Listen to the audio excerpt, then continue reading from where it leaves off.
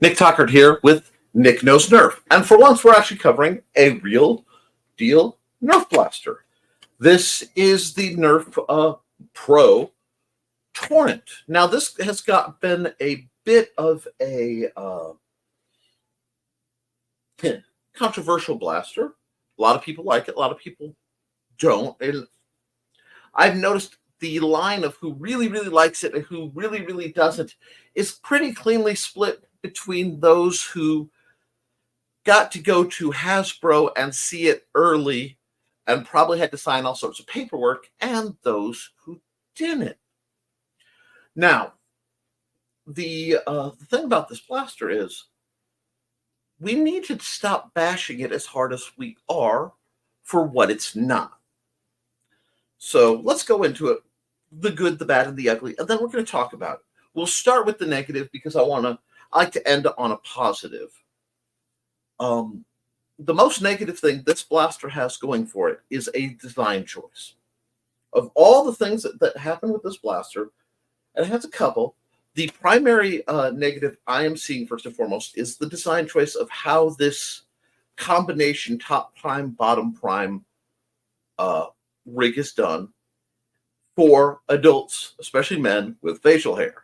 That being, if you have welded it to your cheek at all, and you go to prime it, you are going to hit yourself in the cheek with it, and it's going to pull your facial hair. That is a real thing, and I hope that they realize next time perhaps not to tangle that up. Now, to people most people who are the size that this is an adequate stock for, who don't have like little T-Rex arms like I do, that would be definitely, not a problem because most people don't have facial hair there. Most of us should be popping this off and putting some kind of Nerf stock attachment on there. It's a standard Nerf stock attachment connector. But there's that problem. The other problem we have primarily on this is allegedly, and I don't like to dry fire things, so I'm going to just set up to not dry fire, is that there's a little bit of clunk. It is not the smoothest prime in the world. Okay. So I'm going to let this loose. Give me a second. As you can see, this is why we always wear facial protection. That got some pop. I didn't even get the ricochet shot like I normally do. This is why, again, always wear some kind of face protection when you're using a Nerf, especially Nerf of a pro line. Now, this is where it gets fun. That's not bad, okay? It doesn't have a trigger guard. I prefer a trigger guard just for grip retention, but okay. And the other thing you hear people complain about is that this is stiff. And we'll deal with the stiff. Most people complain that you have to take your weapon fully offline to drop the magazine. You don't if you use both of the mag releases. So there's a mag release on either side, and they are connected. So if you pull one, it pulls the other. But if you squeeze both at the same time in a pinch, so you grab hold of this, rotate up, squeeze both, you can pull, reload just fine. It's a manual of arms kind of thing, and that's okay. Every blaster is going to have a different manual of arms. Now, on the topic of the magazines, and that will feed us to the darts, which this is not. This is. And I'll talk about that in just a second, too. But the magazines are really neat because they are roughly slim-angled Talon mags. They're not quite. And these don't transfer well to other blasters. Now, a lot of people are treating that like it's a cardinal sin. However, Dart Zone had the same thing with their straight Talon style blasters. The original Pro took a blaster, took a magazine, your Nexus Pro, your Aeon Pro, that had a little bit of width to it, so that you could use stick mags in the Aeon Pro, regular Talon stick mags, but you couldn't use the Aeon Pro mags in other blasters. So you had this continuity. So it's the same kind of thing. Dart Zone wisely moved past that. Nerf hasn't. Now, Nerf did make one sin in this that I cannot find forgivable. They gave you one single magazine. Blaster companies, can you come here for a second? All right. If you're going to do a magazine-fed blaster of any style, this is all of you, Buzzbee, Nerf, Dart Zone, the folks who make their own at home. I love homemade blasters. I've got a couple Lidl Dynamics blasters that I need to do a formal review on. But if you are selling a blaster with magazine, it should have at least 2, optimally 3. It should be standard for a magazine, a magazine-fed dart blaster to come with at least 1 reload, standard, if not multiples.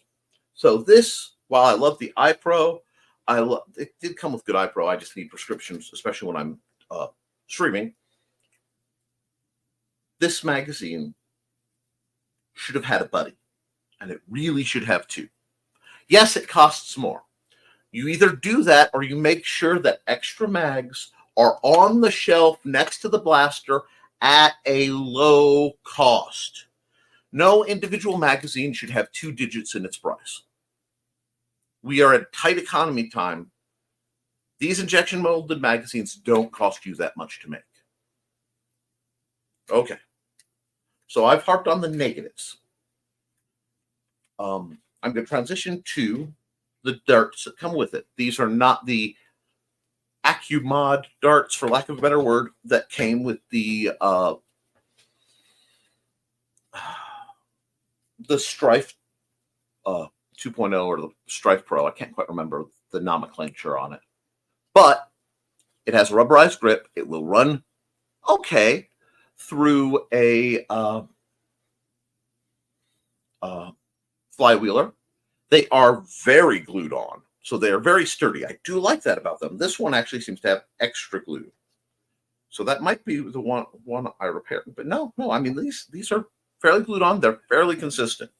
Are they great? No. Do I usually run either Dart Zone or X-Shot cheapos, if not my own homemade ones? Yeah. And to give you an example, these are, I want to say, ammo posting.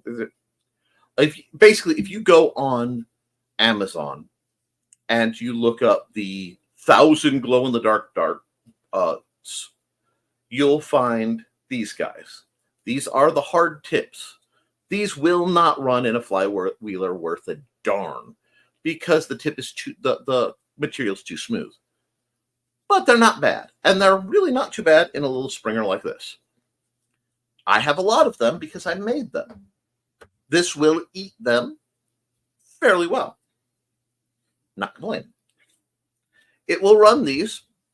Now, they're going to have the Hasbro tax of being about 10 to 15% more expensive, if not more so. If you look at the cost Hasbro still tries to charge for their Elite darts when you see them in stores, it's still ludicrous. Until they really pull their prices down, they're not going to compete with Dart Zone. And we're not even talking something like, hold on, the new Dart Zone Nitro triple bamboos. These guys, they're nitro shot, but they're basically bamboo with an extra crimp for better seal. Everything shoots these guys better. They literally changed the game substantially. So yes, they will run in this. But I did, when I compared them, part of what I did, when I say them, that's letting you in on something. Uh, I took this fella out, and I wanted to let him play to really get a feel for it. And this is where we're going to transition into the not as bad as people say. This little dude, I took it out to the same area that I shoot all my blasters because I have one very long, relatively flat space in the yard. And then I paced it off, and it came in at about 25 yards. That's not bad. Now, a Dart Zone Striker 2, 2.0, that bad boy came in at about 40 yards. So from 75 feet to 120 feet. And my Dart Zone Nexus Pro went to just about, what was it? Shoot. Better than 50 yards. It went past where I have tracking. So that thing's a sniper. But that hits at 200 feet per second. So we're getting this very similar thing where feet per second about equals range. So this guy's clocking in right around at what I would consider rival standard. Now, why am I not upset about that? Well, see, I think this is one of those where Nerf might know their audience a little better than a lot of people. Because while this is a pro blaster, and it certainly outperforms the heck out of certainly any of the branded elite style blasters, and I'm frankly not even meddling with the new N1 darts. I get that ultra vibe off of them, and there's some great ultra blasters, but I've seen some quality issues, so I'm hanging back on that. If that makes me late on the curve, I don't care. But when you think about Nerf's audience, this is an important blaster. Because what this does, 75 feet, okay, that is well, I'm not going to say about average but a lot of backyard places have 75 feet of space, okay? You're not always going to find that big 200-foot gap, and you won't find that indoors.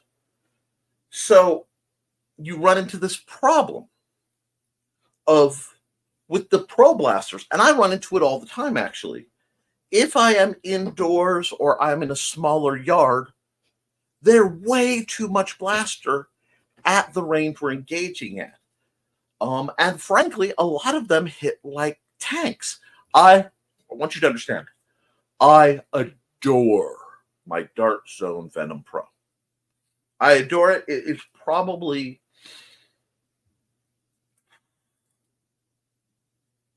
it is certainly in my top 3 flywheel blasters of all time, especially like dart or half dart based. It's certainly one of the finest sidearms ever made for a very distinct playstyle. However, at 15 feet, it feels like a hard rapier shot. As somebody who teaches historical fencing, I know what I'm talking about. That hits like a tank, which means I'm limited where I can use it and who I can use it against. And what I'm seeing is in the hobby space and in the pro space, FPSs and cost are still marching up on the high end. And the problem is the reality of places you can use a 400 feet per second blaster safely and comfortably, and the people you can use that against are limited. But if you're getting your toe into pro and half dart, the Torrent is not a bad choice. Now, I do believe, as an adult, you want to put a stock extension on this. I'm not quite sure which one yet. Probably the one that Worker has done is probably the best, but we can quibble about that. It is my hope, it's my sincere hope that sorry, I talk about Darkstone so much, that Nerf Pro is going to make a line of attachments, at least stocks, to go with this as perhaps an add-on pack. This is something you still get that Pro, that nice relative reliability, pop, out of a allegedly $30 platform. That's insane. Now, I did not pay $30 for mine. I do not believe, unless it is a dire emergency or essentially a gift, in paying full price for anything. So using some carefully curated coupons and the free Target Circle thing, I got mine for, I want to say, $17 with shipping. Actually, no, I didn't have shipping because I tacked that onto another set of things I ordered to get over the $35 for free shipping. So it was about $15. $15 for a Pro Blaster that's functional. It's not going to win the big wars, but I've been watching a lot of the Pro games, and a lot of the Pro games you see are at really short ranges. That means they're dramatically overgunning what they need. So I find that interesting. The other thing I really love about this is the design choices. This is not going to give you, the nicest aesthetic. And we all know that Nerf sights are kind of a joke. I hate to put it that way. But until they go back to making proper sights, which I'm going to do a video on, blasters have better sights than people want to remember. I have this. No cop is going to say that this is a gun. No one's going to confuse this for what it is. This is a blaster, obvious orange front in this. I believe it's called Koepp. And there are some kits to replace this and change it out that are coming out. No, it is not brass barreled. It's got a plastic barrel, but it's serviceable. I believe you should be able to switch that out. I've heard some people, want to mod that, throw a harder spring in there. The build quality on this is superb. What it reminds me actually of is the Rebel line, because when Nerf is trying to start a brand new line, they don't cut the corners that they do in later models. So this is a really stout, it's mostly sealed, so I would put this as a much more weather-tolerant blaster than a lot of the blasters I'm seeing that have all the speed holes and ventilation. You don't need that. Is this perfect? No. Could they perfect this? Easily. And all they'd have to do is give up chasing proprietary mags, switch this to a proper... Second. I do love the scheme pusher. That's good. That's a big jump for Nerf. But a proper half dart angled Talon mag. But it does run them.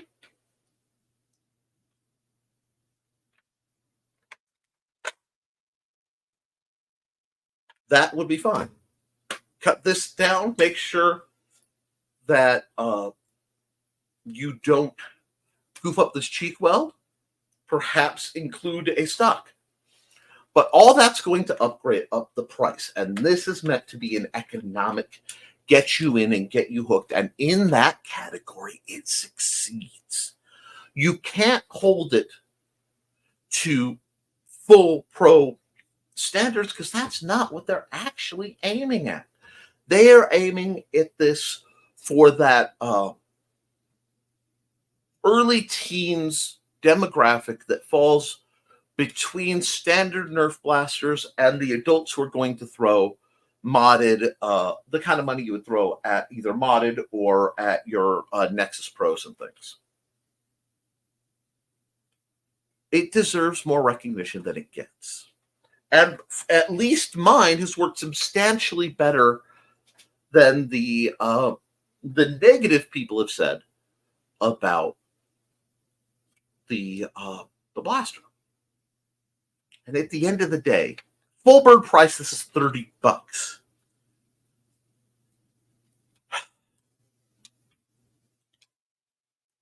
I'm going to say $20.99 because the $29.99 is important because the people psychologically see the 20. At half the price, or a little over half, of a Nexus Pro X, or at the price of an Aeon Pro, which is $25. This is an interesting blaster. It's more common, and it is a brand people know. I also believe that this blaster, because it's a Hasbro blaster, will be more likely to hit sales. So you'll be able to get it cheaper. This is an important blaster. This is actually, I think, a big deal blaster. This may be a bigger deal in the long run than the Strife X. That's the name of the dang thing, Strife X. Not because it's better, but because this is one that's marketable and will hit. More families can afford to get a hold of this in this cruddy economy. We have to keep that in mind. So, Nerf. I have my differences with Hasbro. I certainly did during the Cynthia Williams era. But I wouldn't rank this as low as a lot of people have, and I'd like you to give it a second thought. Especially as sale seasons come up, or you get that gift card. It's a fun little blaster. But you have to compare it with its peers. And in its own way, in its own little niche, it's almost peerless. So sometimes when you're looking at things and you're reviewing them, you don't want to fall on that hype train, and you don't want to fall on the hate train. You just want to let something like this blaster be. Now, I will say this. Because this is a pro blaster and it's going to hit harder than some people will expect, it has one other side effect. It will actually turn up faster in the thrift category than I think people are prepared for, because it's going to hit a little too hard for little Timmy's mom. And she's going to say, I'll get you something safer, and get little Timmy, should get little Timmy a Villainator, but they'll get little Timmy one of the Elite 2.0s or the new N1 things, and say, we'll just give this to somebody else. So I would not be surprised if you don't find these at Goodwill stores faster than you would expect. And thrift shops, whatever. I just tend to shop Goodwill because that's what we have where I am. But the design language is great. The fit is fairly comfortable, despite being a very large grip. I think it's worth giving a shot. Is it the best? No. No. The best blaster of 2024 are probably, well, for springers, it's between the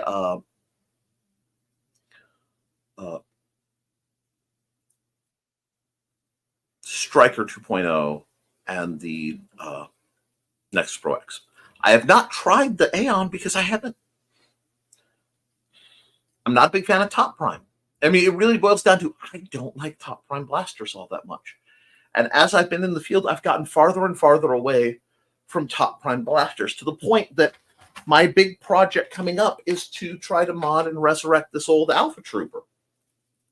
It works, but I'd like to see it working a little better. Again, I try to get to that 75, 80 feet per second that you get in rival blasters. I find that to be a good middle ground. So having a half dart blaster that's solid middle ground is something I would consider. With the half darts, the Nerf darts aren't bad. The Dart Zone darts are better. Of the on the store, of course, when these guys hit and you can get them regularly on the store, shelf, they're great. But they do actually, because of their rigidness, they're a little sensitive to being in the magazines. So you have to be sure when you're not using them to clear your mags real fast, or else they get flat spots. But they work. And since it's going to eat these guys, which I am waiting for Dart Zone to put out, I think the sender deserves a little bit more love. I hope you found that entertaining and educational, and whatever. The next video we're going to go over will address some comments, some questions I've received about my fixation on sidearms. So expect a sidearm comparison, kind of longer scope video in the fairly near future. With that, guys, have fun. Like, share, and subscribe to this. If you want more of Nerf content or you have questions, please hit me up in the comments. And thank you. Have fun. Fling some foam, folks. I love you, and you should too. Toodles.